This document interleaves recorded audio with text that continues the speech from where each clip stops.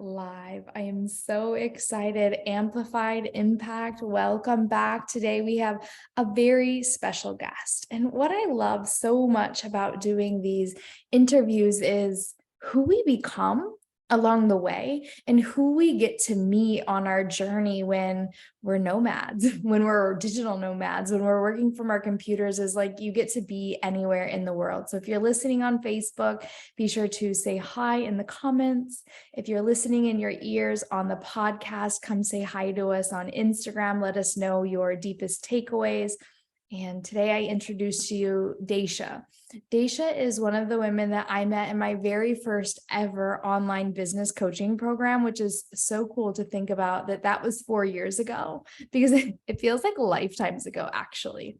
Deasha is from England. She's worked with multiple six-figure businesses, like growing their own businesses organically. She's also an expert in Facebook as a lead trainer and community manager. But what I love about Deasha is she really focuses on helping clients do it their own way and creating freedom, because she enjoys being able to travel. She enjoys being able to have flexibility and go have her wine Fridays, which we'll tell you all about that soon. But basically, I was a guest in her Facebook group last week. And she's like, yeah, every single Friday, I go somewhere and I find a glass of wine on Friday and I'm off all weekend long. And I know that that's a dream for many of us, to ditch the hustle culture, to completely unplug from our businesses and plug into our heart and doing the things that we're really passionate about. So she believes in helping others to consciously create a life around their business rather than, their business being their life. So welcome, Deasha. Please introduce yourself. Let us know anything that I missed that you would love to highlight. Thank you so much for being here. Yay, thank you so much for having me. Hi, everybody. I'm blown away with that introduction. Thank you so much. I don't think I have anything else to add. I'm like, I don't know if I have anything else to add. Thank you. Yeah, so it's really cool because when I connected with Deasha last week and we did an interview on her Facebook group, I asked her, like, what's happened in the last 4 years? And she's like, I quit working with your coach back then, like almost a year later, because my business was doing so well. And she's been doing this for 9 years. If you're just getting started, you might be like on the roller coaster of emotions that it takes to keep this long term. It's not like, oh, here's the strategy, I got it figured out, and everything just goes uphill. It's up and down and left and right. And so sometimes you're working for other people and you're helping other people grow their business. And then one day it's just like, bam, all the work that you've been putting in is paying off. And now you get to work for yourself. Deasha, do you want to tell us a little bit more about your journey and evolution? How did you get into online marketing, and how have you created this success for someone just starting out, or someone wondering, like, is this for me? Do I keep going? What's next? So my journey was a roller coaster, right? I first started out, I qualified with a degree in events management, and I was working all the hours as an events planner. And I went through a breakup and I was like, right, there has got to be more to life than this. So I quit my job and I booked a one-way flight to Thailand, and I got a job teaching English. And I thought, this is going to be it. This is going to be my career. It's going to be amazing. I'm going to go live on a beach. It'll be amazing. Turns out, not a huge fan of kids. So I was like, this is not going to be my calling. And I come out crying. I'm like, it's okay. There's no blood, on your way. Like, children were not my calling. So I was like, okay, I got to find something else that's not teaching. So I was in Thailand in the middle of nowhere. I got a job like 6 hours northeast of Bangkok in the very Thai area. Nobody spoke any English. So I had to figure out something else that I could do. So I started building websites. I built my own website. I built a following. And at the time, my business was around travel and fitness. And I literally called it travel and fitness. So if you ever wonder about what name to go with, like literally, it doesn't matter. My business, Social Treats, I like cake and I do social media. Like, I don't overthink these things, right? So I built this business. I called it travel and fitness. I built a website. I built a social media following around it. And I have no credentials. I just liked working out and I liked traveling. So I built this business around there, and I built quite a good following. And then I met a girl and she was like, do you want to come to Australia with me? And I have this philosophy of, sure, why not? Like, what's the worst that could happen? So like, yeah, okay, sure, why not? I'll go to Australia. So we booked a flight to Australia. And I remember getting into Australia and thinking a bottle of water at the airport was my entire week's allowance in Thailand. Like, that's how expensive it was in Australia compared to what I was earning in Thailand as a teacher. Like, I got to find a job. So I hustled, I got a job. I ended up going into the outback and meeting a construction company. And they said to me, can you build websites? And I was like, yes, I can. I just taught myself how to do just that. So I came on board to this construction company. I built out their entire marketing plan, did all of their contracts, administration. I worked with Queensland government on all of their big tender documents, built out everything to do with their marketing strategy. And then I went down to Sydney and I got recruited into a recruitment role, doing marketing. So we're doing marketing for the recruitment company in Sydney. So, and this had all become because I was like, yes, I can build websites. Sure, why not? I can figure that out as I go along. So I then got hired in Sydney doing marketing. And this was all because that time in Thailand, when I didn't want to be a teacher anymore, I got to work and taught myself how to do all this stuff. So then I got sponsored to stay in Sydney in Australia, and I was building out this marketing strategy for this company. And I started doing things on the side, and I realized that I was doing exactly the same as what I was doing in the UK, just in a hotter country. And I was like, well, this wasn't what I wanted to do. I've just kind of gone full circle. I'm just on the opposite side of the world now. So I quit my job and I went back to Asia. And I remember walking into my boss's office and quitting. And she said to me, the exact words were, you're 30 years old and you want to go back to living in hostels. And I was like, yes, I do. And she made me go away and think about it. She was like, you should take 2 weeks and go away and think about it. So I had to quit twice from that job. And I came back 2 weeks later. I'm like, still want to go back to Asia and live in those hostels. So I quit my job. I packed everything up and I went back to Asia, where I did house sitting. And that's where Social Treats was born. And I started doing social media management, all sorts of freelancing, whatever I could do to make some money whilst I was traveling in Asia. And I loved it. The business was going well. I was really enjoying it. But I had a panic because I was 30 and I should grow up and do adult things, buy a house and, adult life. And I also was kind of miserable on the inside because although on the outside I was living this beautiful dream, Instagram-worthy life, and it was all roses, I was having the same conversation over and over again because I was moving locations and I was working. So I wasn't really creating any deep and meaningful conversations with anybody. I wasn't getting to know anybody on any sort of depth of level. So every day I was having the same conversations with people, where have you been? Where are you traveling? The same sort of thing you do when you're traveling. And I was like, there has got to be more to this. So I came back to England and I was like, okay, I'll just get a job and I'll figure it out. I got a job, again, working in marketing, and I was managing huge national corporations budgets, multi-million-pound budgets for huge companies, managing the whole campaigns. And I was like, I can do this. So I started building my business back up on the side as I was working full-time. And they moved me into the social media department because they were like, you're really good at this social media stuff. Yeah, I know, I'm doing it on the side. So then that drove me even further to get better at my business and build my business. And by the time I quit my business, I was making more in my business than I was in my full-time job. So I had hired a VA before I quit my business because I knew that I couldn't sustain the amount of work I was bringing in on my own in the evenings and weekends. So I hired a VA to come in and help me, and then quit my job. And then knowing that this is hard and now I need to make more money, I went to Spain for 3 months because I knew that if I quit my job, if the business didn't go well, I could get another job. So I was like, that's my backup plan. But I don't work very well with backup plans. I work well in fear. So I went, right, I'm going to go to Spain. I can't get a job there. So I have to make this work. I had a mortgage by then. So I have to make this work to pay a mortgage. So I went down to Spain on my own with the dog. And in 3 months, we doubled the revenue again of the business. So I could come back to the UK and be like, okay, I'm safe now. And I never went back into employment after that.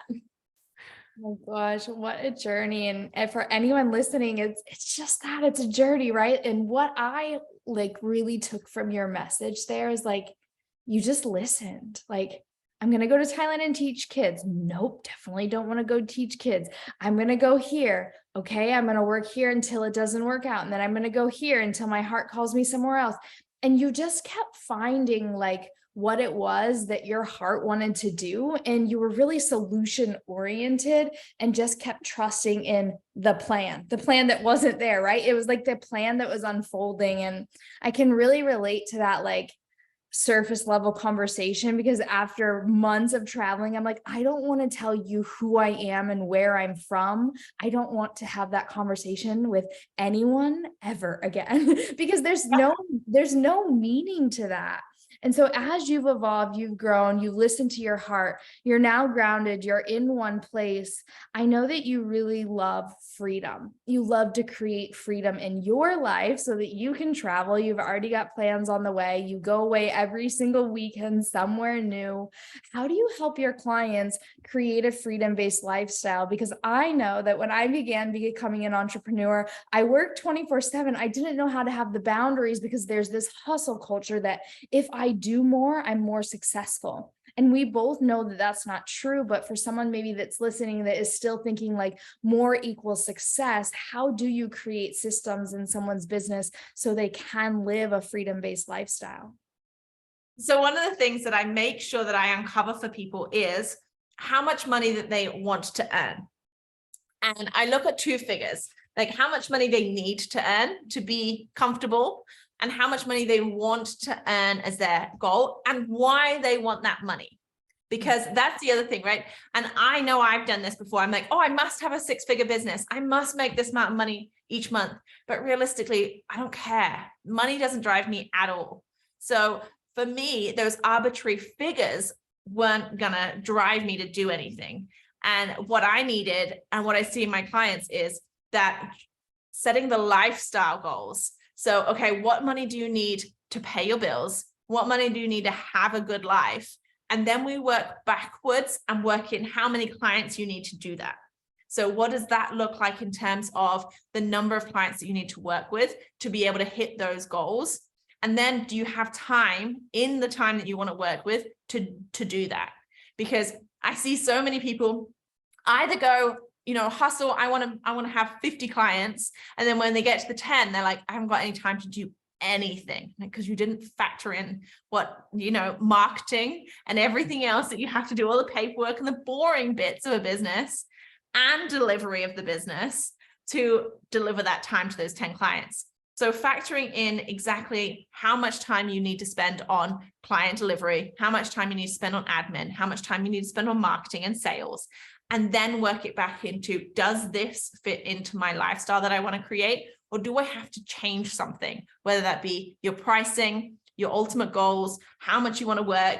Because I think the 4-Hour Work Week by Tim Ferriss, brilliant book, lovely, bit of an unrealistic concept. Like it would be nice that we could make millions and only work 4 hours a week. Not really realistic. And I think so many people read that and the other types of those sorts of books where they think, it's fine, I'll just make loads of money and I don't have to do anything. Like that's not realistic. And I see some clients come to me and they go, well, that seems like a lot of work. Yeah, because running a business can be a lot of work. But once you've set it up so that you know exactly what times you're going to do those things and you're going to work, and you know what results you can expect from that time that you're putting in, then you know where you stand with the money and your time off. So that's why I say, like, I don't book in calls on Mondays and Fridays. I'm like, they're not even available for anybody in my calendars because I might want to go away for a weekend. I might not, but I might do. I want to have that option to do that. So I only book in calls on Tuesdays, Wednesdays, and Thursdays. And the same as I don't book calls in late at night because I might want to go out for dinner or do whatever I want to do. I also train, I go to the gym in the morning, so I never book calls early in the morning because I'm usually coming back from the gym or whatever.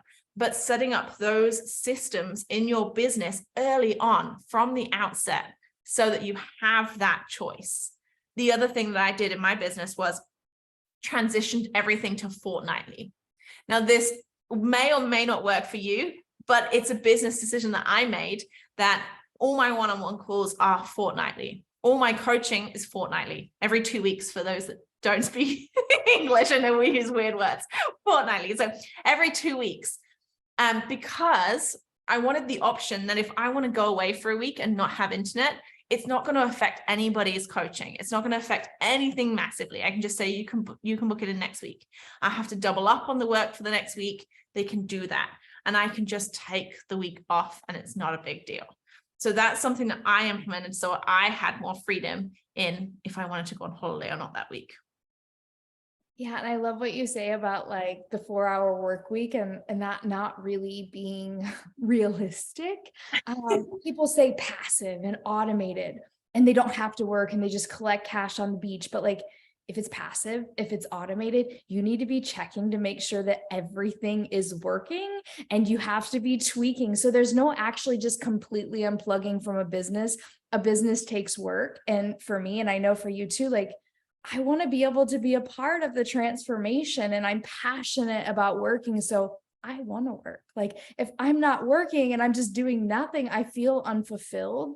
But also reverse engineering, like, what does that work look like? Like, how much do I want to be showing up, and how many calls can I have at this price point in a week to reach my goals? And you really highlighted something. Oh, 6 figures. Now it's 7 figures, right? There's these flashy numbers, but like, what does that mean to you? Do you really need that much money to do what you desire to do? And how would you spend that money now if you had it, so that you can see like, oh, I actually don't need that much. This would be the amount of time that I work, the amount of clients that I have, and then the rest would be doing things like traveling and going to do things that I enjoy. So I think you really highlighted on some points of like things that I do when I'm coaching my clients, as well as like, what would be best for you, and how often is it that you want to be working, and how can you set up the systems now and not be that like reach your goals, or not even reach your goals and realize like, oh, those goals aren't realistic. I don't want those goals. And so for someone that's like realizing that they set their business up in a way that doesn't sustain them, how do you help your clients like, okay, I actually only need 4 clients a month. I thought I needed 10. How do you help them to get more clients? Like, what are some of your systems in teaching them to grow their audience, network, sign more clients, right? If we're growing our audience and people aren't actually signing up to work with us, like, how do you help them find what's missing in their business to reach their goals? So one of the things that I found is a lot of people aren't focused on the growth of their audience. So what they'll do is they'll create an offer, they'll put one post out, and they'll go, nobody wants it. Like, well, nobody saw it for starters because of social media, and 4% of the people will see any one post. So firstly, one post isn't enough. Secondly, what are you doing to consistently grow your audience so that you're bringing new people into your world all the time? Because that is such an important step that if we're not doing, whether that's growing your email list, your Facebook group, your friends, your followers, whatever it is, if you're not doing those things, then the selling part becomes harder because you've exhausted your audience. They're not your ideal clients, or they've already bought from you. So the growth is really important. And one of the things that I do is I just posted on my stories actually today. I've just got a wood burning stove in my house. And one of my new favorite things is to sit by the wood burner and journal. And one of my journaling prompts today was, what can I do this week to grow my audience? So, and being really specific in that time frame, what can I do this week that is going to grow my audience? So I wrote down a few things like a reel and getting more speaking stuff and all these different things that I could do right now to grow my audience, and being really specific on that on every week so that you are consistently growing your audience. And then the next point is, okay, what can I do this week to get more sales? So whether that's following up with people that you've spoken to, I am a big fan, and my clients laugh at me because I'm very tech savvy, right? I have a lot of tech, a lot of tools, a lot of systems, but my one-on-one clients are written down on a piece of paper on my desk, my ideal one-on-one clients. So once I've had a conversation with somebody and I think, ooh, I want to work with you, I write their name down on a piece of paper and I have it on my desk. So whether they sign up with me in the next month, in the next 6 months, their name stays on my desk for that entire time, because then I know, I'm like, oh, I wonder what she's doing today. I'll just go check in, see if I can like a post or send her a message and see how it's going. So I'm constantly adding new people to that list until they sign up. And they might sign up in 6 months, they might sign up in a year, they might sign up next week. But I'm constantly adding people into it. So when I'm thinking, okay, what can I do to generate more sales this week? I'm like, let me go back to that list, see who I can check in with, see what's happening in their worlds, see if they want to sign up. And some people go, oh, I'll sign up in March, June, July, whenever it is. Yeah, okay, make a note, follow up. And then by making sure that you've got that list and being conscious about that effort to make those sales and what you can do to make those sales. So if you're thinking, okay, what can I do to make sales this week?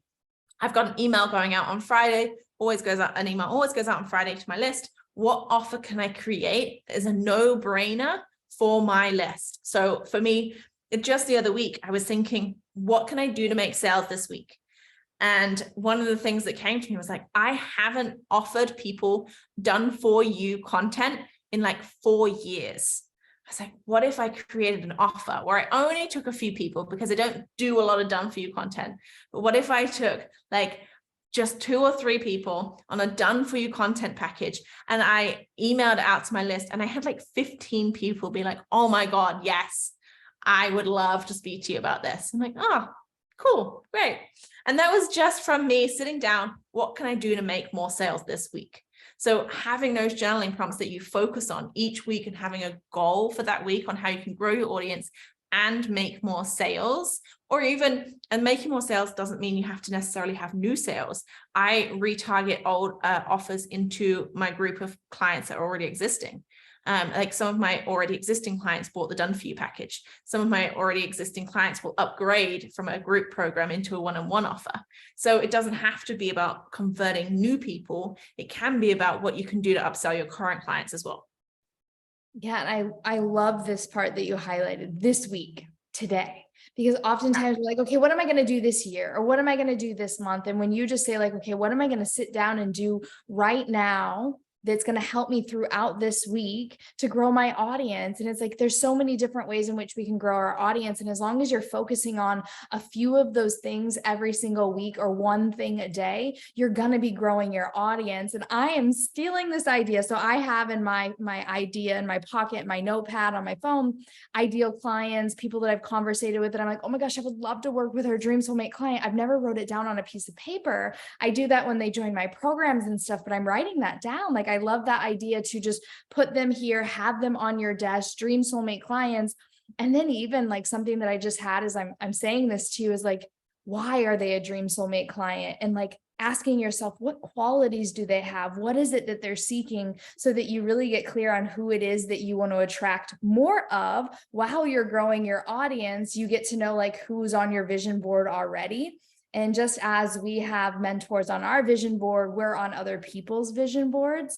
And so just letting that be something that is like super clear in marketing. And I absolutely love what you highlighted is like the clients that you're already working with right now are a great fit for something else, like done for you packages. Sign me up, someone help me. That's a great offer. And so it's like, whatever it is that you're doing right now in your business, whoever it is you're working with, how could you help them more?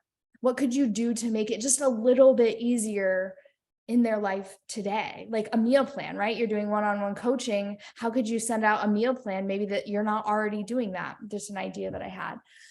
Oh, I love this so much. And so for you right now, when you focus on working Tuesday to Thursday with calls, how many calls a week do you take? It depends on the week and what my focus is. So I have my masterclass coming up this week. So I've been focused on generating interest into my masterclass, which is funny because going back into marketing, I have learned that I named it because I thought it was funny, but turns out not many people know what I'm talking about. So next I run the masterclass. I'm like, it generated a lot of conversation because I called my masterclass Love Your Back End. So everybody was like, that's brilliant. But in reality, nobody knows what that actually is. Right. So next time I'm like, grabber. yeah. So everyone's like, oh my God, this is amazing. But nobody knows what I'm actually teaching inside the masterclass. So a little bit of a flaw there. So next time I run it, I'll change the name and won't go with something that makes me laugh. I'll go with something a little bit more practical. But that's what happens in marketing, right? So I have my masterclass anyway this week. And I usually have I have 7 clients in total, usually one-on-one. So I might have maybe 3 or 4 client calls. I might have a couple of sales calls and a few lives or anything like that. So Mondays, Tuesdays, Wednesdays, and Thursdays are usually pretty full in terms of calls. I say full. I still have to walk the dog, go to the gym, and live. So fairly full. Mm-hmm. It's balance, right? Like that is included in your schedule, and something like when you're just starting out or you're like noticing that you're bringing the hustle culture with you, it's like you have to schedule in going to the gym, eating your lunch, blocking off your calendar. You have to schedule in walking your dog or taking, as I do, take time with my baby. It's like these are things that are a part of your business when we become entrepreneurs, when we become business owners, is that you create your schedule. And if you're not conscious of how you're spending your time, all of a sudden you have a client roster full, and where the heck is Amber or Deasha? Someone help us, right? And so it's so important for those of you that are listening. It's like, schedule yourself into your calendar first. Put that into your calendar first, and then begin to create your business around your time freedom. And something that I made a mistake of when I first started my business was scheduling my calls at night, when I'm like a walking zombie at night. And when I moved everything to my prime time, I was like, oh, I have so much more to give. Why did I do that to myself for 2 years? Oh, because I forgot that I was the owner. I was the leader in this, and that people will match what we do. And something that came forward and through in our conversation in the podcast that we did together for your Facebook group was the ability that you're teaching your clients how to be in relationship with you. And you want to share with us a little bit about like the time difference and how people hop on your calls at 2:00 in the morning because you're their dream mentor and these are the times of the calls? Yeah. So one thing that I would like to stress to my clients is that this is your business, right? You get to choose when you work. And that goes for the times that you teach or coach or whatever it is. So I have clients that show up, and I have clients in Australia, I have clients in the US, I have clients in the UK, and I work generally from 10 to maybe 6 UK time. And that is it. I might occasionally do a little bit later in the evenings, but not really, because like you, my brain switches off in the evenings. I'm like, I don't have anything else. I'm like, done. So my clients get up at 2 a.m. in the morning. I have clients that have got up at 2 a.m. to attend my calls. Some of my clients get up at 5 a.m. One of my previous clients, she had kids and she worked a nursing job. So she would get up at 5 a.m. and sit in a cupboard because it was quiet. So she could talk to me from a cupboard at 5 a.m. in the morning, right? These are the things that people do when they want to work with you and they're dedicated to their business. So don't worry about making sure that your time scale fits into other people's. Just make sure that it fits in with your lifestyle and the way that you want to create. The other thing that I want to make sure that I share is to make sure that you are tracking everything in terms of the revenue in your business. Because I see so many people, and my clients do this all the time, is I'm not enough. It's not enough. I need to work these more hours because I'm not making enough money. This isn't working. I need to do this because of this. All excuses. And then when I sit down and say, okay, so what are your revenue? What is your revenue right now? They're like, oh, I actually made 12K this month. And they were only aiming for 5. Like, right. So all of that stress of you needed to work more was a lie because you didn't need to do any of it, but you weren't tracking it. So you didn't know. So you were coming out of the gate from a scarcity mindset. And that's one of the things that I was talking to a client of mine recently, is that I see as a pro and a con, because sometimes I track what I do and then I get to a certain income and I'm like, wow, don't need to do anything else in the month. I'm done. I hit my goal. That's it, right? I'll just start again next month. And that has pros and cons, right? So I'm not that ambitious, but I've hit good goals, good targets. And then once I get to them, I'm like, it's okay. I'm done now. I don't need to work so much anymore. But that's something that if you're not tracking, then you think you need to work a lot harder than you do. And then you push yourself into that hustle mindset. And when you actually go back and look, you did far better than you ever thought you did. So make sure that you track everything and stop pushing yourself. I love that so much. Track what it is that you're doing to grow and sell this week. Track what it is that you're making right now, what you've made this month. Keep a record of everything that it is that you're doing and journal on what it is that you're going to do. And when you have the evidence right in front of you, it's like, oh, wine weekend, let's go. Let's go. Where are we going? And it's like, but to keep the momentum going. And something that I really like to do when it comes to like scheduling out my calls, scheduling out my week, it's like just knowing that one more thing is enough. Like that you don't have to do everything that's on your to-do list for this week, just one more thing. And all of the things that you've been doing for the past since you started your business are adding up. And the more that you have clients to work with, the more that you learn about what it is that they actually need and how it is that you actually help them, so that you are the go-to mentor for them, because they will wake up at 2:00 in the morning. And when you get clear on why are you so important? What do you have that another coach has? You can start to emphasize that in your content and in your marketing. And just one more story, just one more reel, then you can go and enjoy. Not like, I had all these things to do, I need to get them all done to reach my goals. It's like just one more thing. Yeah, I love that, the point you said about why you. And I have done this. I've had sales calls with people where I have told them to go away and write pages of why somebody would work with them. Because I'm like, you don't believe in you right now. So I don't want to work with you because you don't have that belief in yourself. Like, you're more than welcome to borrow my belief in you, but you need to find that belief in yourself. Otherwise, nobody is going to buy from you.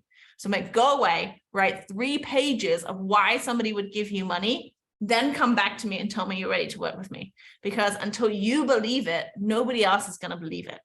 And people are like, oh, okay.